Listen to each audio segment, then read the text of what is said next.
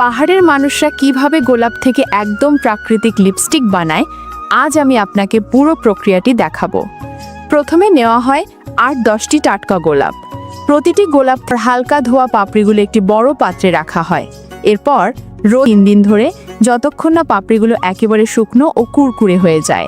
শুকনো পাপড়িগুলো আখলিতে নিয়ে আস্তে আস্তে কুটে সূক্ষ্ম গুঁড়ো বানানো হয়। তারপর পাতলা ছাঁকনি দিয়ে ছেঁকে আলাদা ডুমুর এবং নারকেলের শুকনো টুকরো একসাথে কেটে কুটে গুঁড়ো করে ছেঁকে নেওয়া হয়।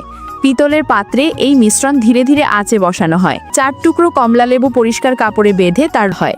কম আঁচে রান্না হতে হতে মিশ্রণটি ঘন ও গাঢ় হয়ে ওঠে। এরপর মিশ্রণটি শুকনো কাপড়ে ছেঁকে নেওয়া হয়। চিনি মেশানো হয়। চামচ দিয়ে নাড়তে নাড়তে মিশ্রণটা রোদে রাখা হয়। আবার ছেঁকে নেওয়ার পর পাওয়া যায়। এরপর একসাথে গরম করা হয়। মিশ্রণ ঢেলে দেওয়া হয় লিপস্টিকের ছাঁচে। ২৪ ঘন্টা রেখে দেওয়ার পর তৈরি হয় প্রকৃতির দেওয়া একেবারে খাঁটি ও প্রাকৃতিক লিপস্টিক। এটাই হলো পাহাড়ি মানুষের আসল রহস্য, গোলাপ থেকে তৈরি একদম ন্যাচারাল লিপস্টিক।